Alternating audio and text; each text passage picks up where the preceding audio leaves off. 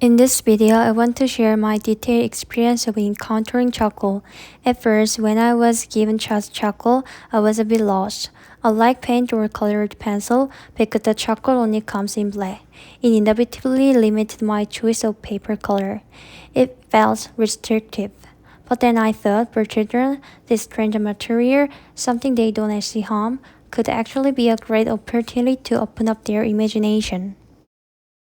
I started observing the different types of charcoal. When I touched the real, unprocessed charcoal, it felt hard and bumpy, like touching a wooden chair. As for number charcoal in the photo, each one felt different in order. Charcoal number 1 felt like a colored pencil. It was familiar but a bit too hard to make gradations. Number 2 and 3 were similar to number 1, but they were long and thin.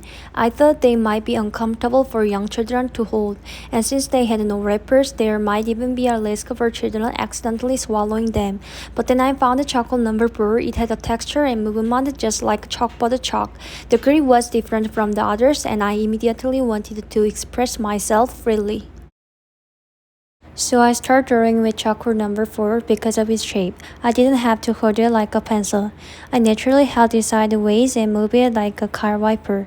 As I made this side movement, the paper wasn't completely filled with black, and white spaces appeared. That sparked both ideas and curiosity, thinking, what if I use this to make a gradation? I continued drawing semicircles, and they start to look like a mountain shape. Several semicircles complete a messy mountain range. The combination of the charcoal's black characteristics and that mountain shape reminded me of a night sky, and I start to get a sense of what to draw.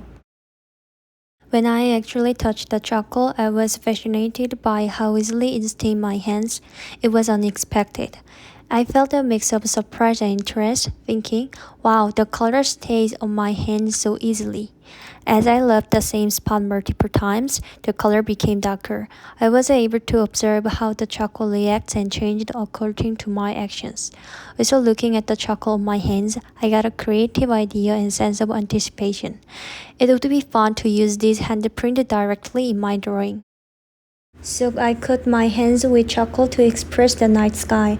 Then I used charcoal number 4 to create the gradation again, feeling the joy of observing and controlling how the material responded.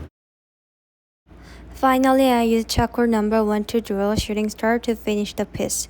During this process of material responding to my actions, I experienced a deep sense of immersion and accomplishment. Reflecting on this, I learned something important.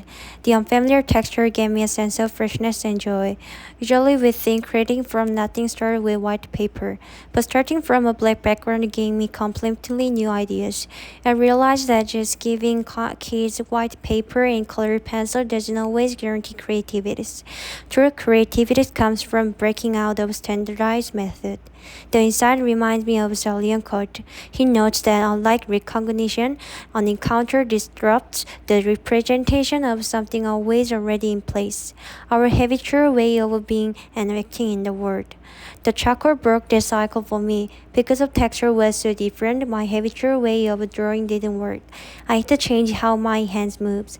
The material stopped me from repeating the same old things and helping me discover something completely new.